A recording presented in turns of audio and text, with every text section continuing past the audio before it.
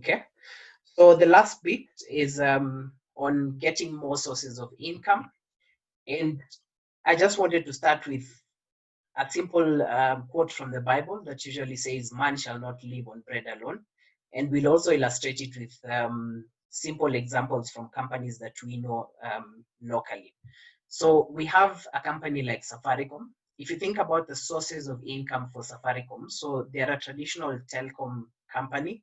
So what they do is they charge us money every time we make a call, every time we send an SMS, and also to use data, they charge us money for that. But they've actually expanded from just the traditional telecom ways, and they get more money just from offering more services. So secondly, they invest in they sell phones, they sell accessories, and I think now you can even get a phone that you pay, I think it's 20 shillings every day. So that's of course making them money and additional money from just you calling and sending a message. Thirdly, they have internet which you can connect to. They provide M-Pesa, which of course we know is very big for us, just to send money to people. And then they also have certain partnerships with banks, good examples of Fuliza and Mshwari, where they make money. So taking the second example of KCB. So KCB within the banking sector, they of course work with the traditional ways of banking. So they charge us fees for you having an account, could be monthly fees for withdrawing your cash and those kind of things. They provide loans, and also they invest the money that we give them, of course, making some interest income on that. So the other thing that they've done is expand their ways of making money. So they invest in businesses. We of course know they have the Biashara Club, they have Lions Den, which they front a lot, and all these are to add them more money because they are expanding their sources of income. And then they also offer mobile loans, which are aside from the traditional loans where you have to go to a bank physically and sign forms and get approval. They offer a loan that you can install an app on your phone or whatever it is and get the cash quickly. And with this, they do make a lot more money. So what about you? Do you just rely on your salary? Do you just rely on your business? If you're a farmer, do you rely on just farming, or do you have more sources of income that you can then leverage on? And if one does not work out, then you can be able to make more money from another one. So just to come to the point that it's important for us to expand our sources of income. And income can be divided into two bits. We have active income, which is usually earned income. And this usually comes from our jobs, usually from us selling our time. So you work from 8 to 5 or 9 to 6 or whatever your hours, and you earn a salary, you earn bonuses, commissions. It could be profits from the business that you run. But all this, the problem with earned income is that number one, it's usually prone to higher tax than passive income. And then secondly is for you to earn more, you literally have to work more hours or figure out a way for you to clone yourself. Because if you want to have a higher salary, it's either you wait a few years, get a promotion, or you figure out a way to work more hours, maybe earn more in terms of commissions and bonuses and those kind of things. But then passive income, on the other hand, is you don't really have to spend your time. It usually makes money for you as you sleep. So if you invest in a business and the right kind of a business that can make you money without you being there, so that can make you profit income. Rent, for those people who are landlords, of course, they just wait for the month, the calendar to change the month, and they then earn more income. The thirdly is dividends. If you have stocks, then you earn money from your dividends.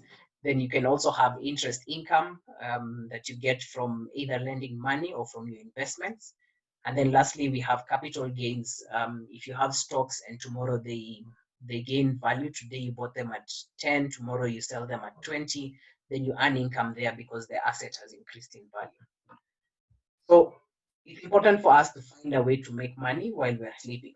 And few ways for us to do that is to find the right balance, and this takes time. So for you to be able to make the money and move from just relying on from relying on active income to to generating passive income, it takes time. So as I mentioned, it's important for you to start doing it now and then give it time to grow. If you do start a business today, if you invest in building or buying land for you to then build a house for you to then start collecting rent, it's going to take time, because if say for example you're relying on your salary or your savings, it will take time for you to start putting the money aside before you can be able to buy the land, and then put the money aside again for you to start building. But the important thing is to start now. If you don't start now, you will not reap the benefits. Then thirdly is, don't take too much time perfecting the plans. Just find ways for you to get started now, and then learn as you go and correct as you go.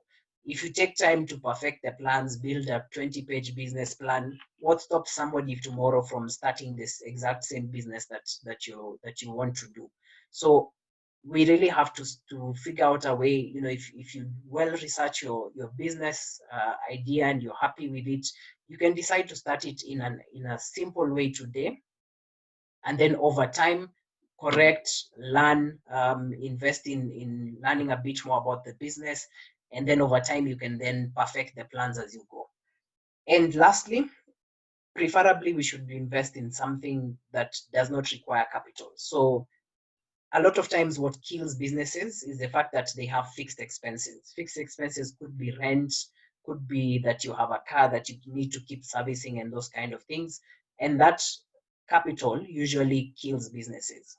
And it also comes with a risk. So if you can find a business that you can start from your own home before you necessarily have a shop, then start it today, because the only thing it will require is for you to cut a few square foot in your bedroom or in your sitting room or whatever it is, and then you can then invest a little bit of money that's of course lower risk than you paying somebody rent every month, and whether you make money or not, your rent is due and payable to them. So I'm sure the question you're asking yourself, so how do you expand your income and expand your income sources? So the problem with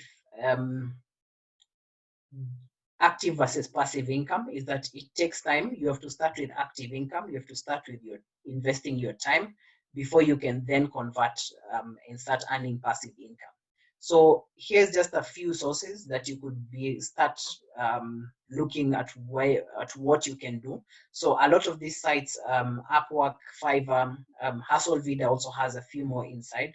So if you go to these sites, you can then decide what you want to do. So say, for example, a long time ago, I used to make money from doing online writing. I used to do designs for people and those kind of things, and they would pay me money for it. And back then I used to use Upwork. Of course, now over time I've not been able to do it, but it used to be a very good source of income. And still to date, there's still people who do work there. And and if you can start today, just learn a new skill. The good thing is we have the University of YouTube that is free. If say, for example, you want to learn how to do article writing, if you do go to YouTube and just type how to write articles, you get thousands of videos that you can watch. Just give yourself the time to learn. And over time, you can now start having that active income, which you can then convert to passive income.